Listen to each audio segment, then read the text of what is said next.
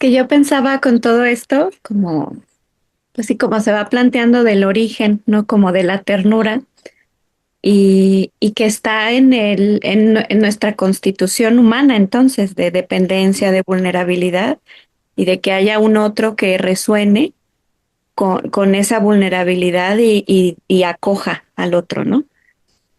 Y pensaba también como esa, pues sí, como puerta que se abre ante un mundo tan complicado en el que vivimos, pues, o sea, en el que estamos viviendo, pero que puede ser una posibilidad, no solo, pensaba no solo con personas que ya han sido violentadas, pues como dices, como en lo concreto o psíquicamente, porque hay muchas formas de violencia también psíquicas. Pensaba en la deshumanización, ¿no? En la que se cae muchas veces, como que es algo muy triste, ¿no? Pero también como una posibilidad pensando en las nuevas generaciones, pues también, y el mundo, como se dice, que compartimos, que se puede ir construyendo. Aunque, pues también es cierto que en la constitución humana, como van diciendo, pues están estas otras pasiones, o la locura, o la misma violencia interna, que cada uno, pues no sé si sería la palabra gestionamos o toleramos o elaboramos diferente. Entonces, con todo esto que va diciendo y con lo que va diciendo también Luis, yo pensaba pues que va a ser, ahora sí que como planteaba Freud desde un inicio, como un encuentro de dos fuerzas todo el tiempo, ¿no?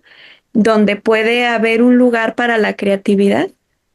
Y yo pensaba que tanto, pues ahí es donde está el lugar de la ternura, ¿no? Como aquello que pueda equilibrar la balanza hacia un lado o al otro.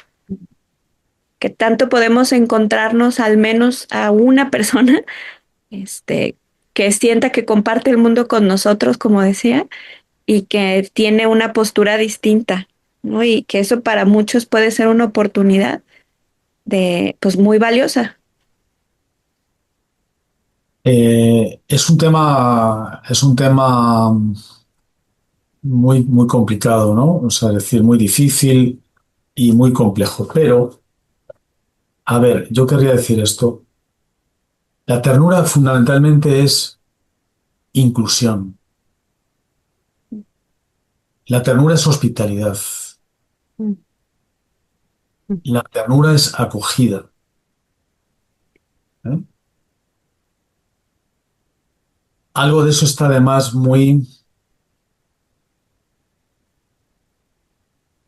en lo estrictamente vinculado con lo femenino, ¿eh? mm, Que no es la mujer. Femenino es algo que puede estar en la mujer y en el hombre, ¿no? Pero mm, es una manera de posicionarse.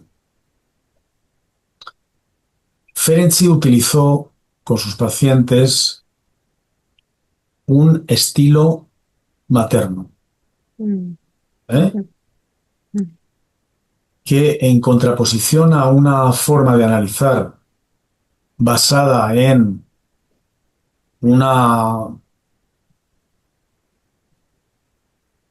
infinidad de interpretaciones dirigidas directamente sobre el paciente, permitía darle la iniciativa al paciente y sobre todo permitir que el paciente pudiera entrar dentro de la mente del analista y hablarle. Esa es una posición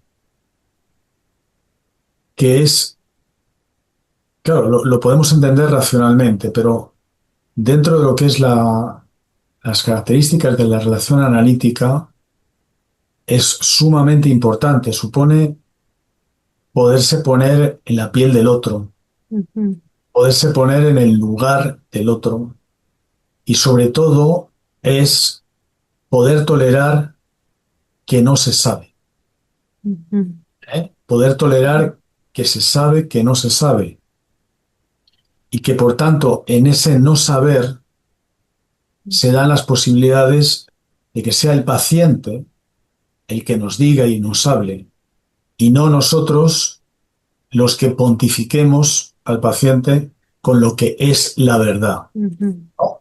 Yo mm, creo mm, que la verdad es algo que se va construyendo ujú, entre el analista y el paciente, ujú. pero con un sentimiento, ¿verdad?, de humildad y de paciencia. Sí. Algo de esto tiene que ver con la ternura. Por eso digo, la ternura no es el buenismo, qué bonito es. No es eso, porque la ternura está atravesada por las pulsiones. Ujú, Ujú, ujú, Pero es muy distinto utilizar las pulsiones para excluir a otro o para incluir. ujú, Es radicalmente distinto. Eh, es muy distinto que en un grupo uno diga porque nosotros, a que uno diga porque yo, ¿eh? Y vosotros, ¿quiénes sois? ¿Eh? ujú, Y nosotros, que lo dije antes, es una manera ideológica de pensar el análisis. Es un poco lo que decía los Baranger, la teoría del campo. ujú. Bueno, no sé, hay muchísimas ideas. Yo es que no quiero abarrotar todo con mis comentarios. Ujú, Ay, no, pues a mí me ha hecho que lo que hemos hablado ha sido muy, muy enriquecedor y también algo para abrir a pensar, que es lo que está bien interesante, ¿no? Como llevarnos también, yo creo que reflexiones y preguntas después de este programa y que los que nos escuchen, pues también lo puedan llevar a su vida diaria, ¿no? Que yo pensaba en todo esto es como una mirada hacia también hacia uno mismo respecto a esta inclusión o exclusión de lo diferente y de lo otro y cómo nos posicionamos ante ello. Fíjate, Sandra, tú sabes, pero yo lo comenté en el seminario, que para mí es imborrable, ¿eh? Eh, yo comentaba la técnica que tiene Aide Feinberg sobre la escucha de la escucha, ¿eh? Yo durante más de 8 años participé en estos grupos de discusión clínica que están basados en esta idea de la escucha, que quiere decir escuchar lo que escucha el otro sobre sus esquemas referenciales. ujú, ujú, En esas ocasiones se produce una situación curiosa y es que todos los analistas de la religión que sean pueden hablar entre ellos. Mm, ujú, ujú, Habitualmente se produce, si no, una situación paranoide. Es una cosa muy interesante de ver. Ese es lacaniano, ese es kleiniano, ese es freudiano. Y entonces ujú, ya no me interesa ni oír una sola palabra más. ujú. ¿Vale? Es curioso, ¿no? Porque uno dice, bueno, ¿y por qué? Pero si no sabes ni lo que ha dicho. Claro.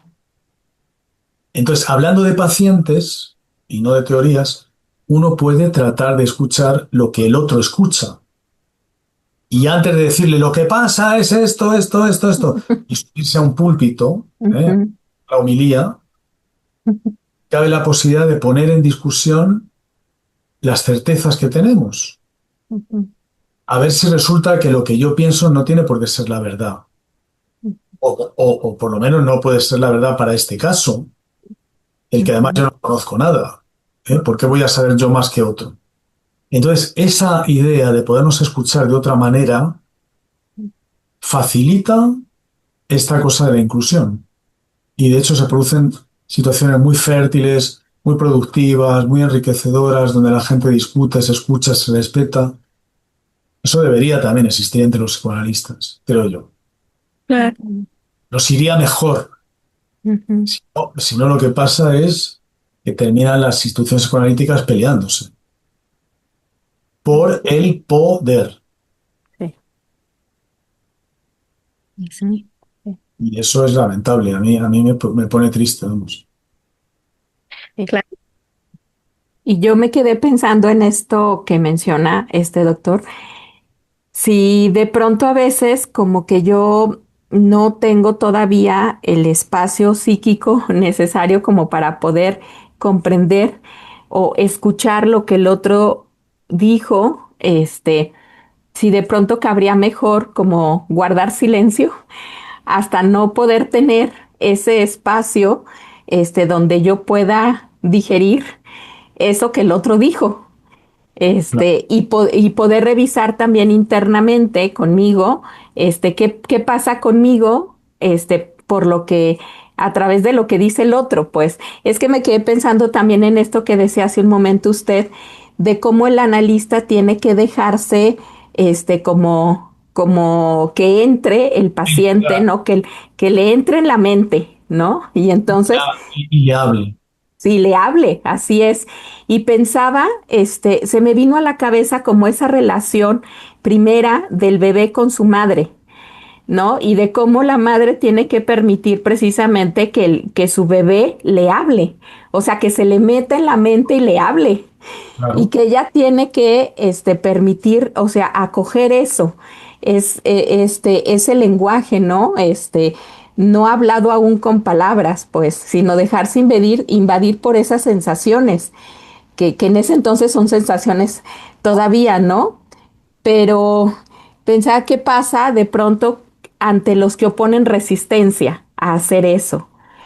O sea, si de pronto se pueden llegar a sentir vulnerados por lo que dice el otro, y de dónde surge esa vulnerabilidad a lo mejor, o por qué tanta resistencia a veces a dejarse, precisamente a permitir que el otro se entre y nos hable. Estoy totalmente de acuerdo.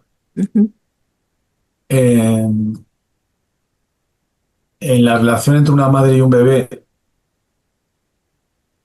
se produce una especie de folie à deux.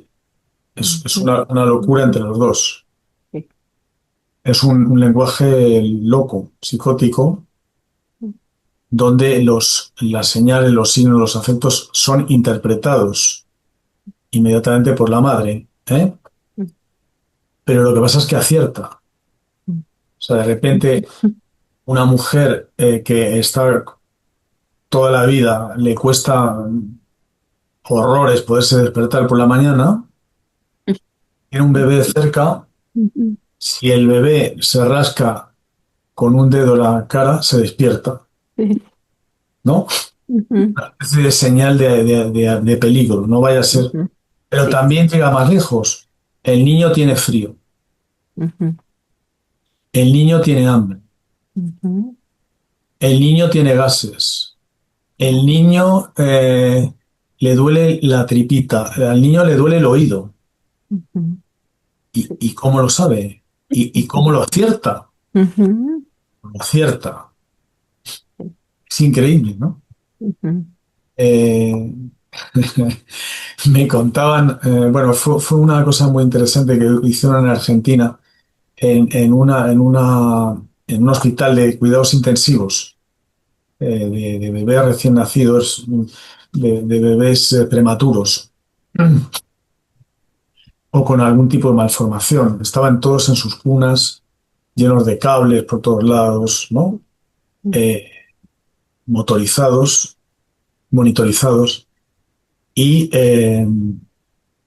con pocos días de vida. Entonces, dejaban entrar a los hermanos que querían verles. Entonces, los niños entraban y hablaban. ¿Qué pasaba? Que todos los aparatos de medida de los latidos cardíacos, de la respiración, los bebés se alteraban inmediatamente. Tú. Es ujú, decir, reconocían la voz de ujú, los hermanos, ujú, a los que no conocían, pero sí reconocían sus voces que habían oído desde la tripa de la madre. ujú, Fijémonos hasta qué extremo existe este tipo de conexión, tan sí, primitiva, pero tan evidente. ujú, Entonces, siendo así las cosas, pues ¿cómo no va a entender la madre otras cosas? Es que lo oye, le llega como directo, el sonido directo. sí. A mí ese mundo me parece fascinante. Ujú, No sé si conocéis a un psicoanalista que murió, se llamaba Michel Fen, que trabajaba en París. en la Salpêtrière y era un especialista en niños. Y las madres iban a su consulta con los niños berreando, ¡guau! ¡Guau! ¿No? Y entonces a veces llegaban las madres, él cogía al bebé en los brazos y el bebé hacía ¡bum! Se quedaba dormido y sofá. Ujú, Le decían, ¿pero qué has hecho? Un milagro, es un milagro, ¿cómo lo hace usted? ujú, No, qué milagro, nada. Lo que pasa es que yo no estoy angustiado. Exacto. ujú, claro. Y Sí, automáticamente el niño se calmaba. sí. Ujú, Bueno, es esto. También entre el analista y el paciente pasa lo mismo. ujú, ujú, Si un paciente, a ver, ejemplo clarísimo, todos lo sabemos. Si un analista ha vivido una experiencia traumática, dura, la muerte de un familiar, algo así, y llega un paciente que no sabe nada, se da cuenta. sí. Sí. Ujú, Y entonces empieza a cuidar al analista, ujú, sin saber nada. Ujú. ujú, ¿Por qué?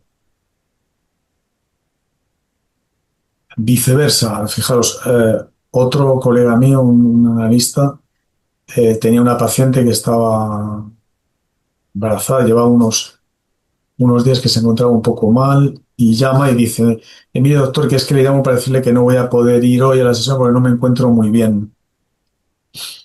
Y el analista, sin encomendarse ni a Dios ni a su madre, le dice, mire, coja usted un taxi inmediatamente y váyase a, a urgencias al hospital de tal, que yo cojo otro taxi y me voy inmediatamente con usted. Le ujú, sacó la vida. ujú, Intuyó que esa mujer estaba teniendo un parto extrauterino gravísimo, ujú, solo por la llamada telefónica. claro. Y llegaron a tiempo y lo resolvieron. O sea, estas cosas pasan. Afortunadamente, no mucho, porque si no, no podríamos soportarlo. Pero de cuando pasa. Sí.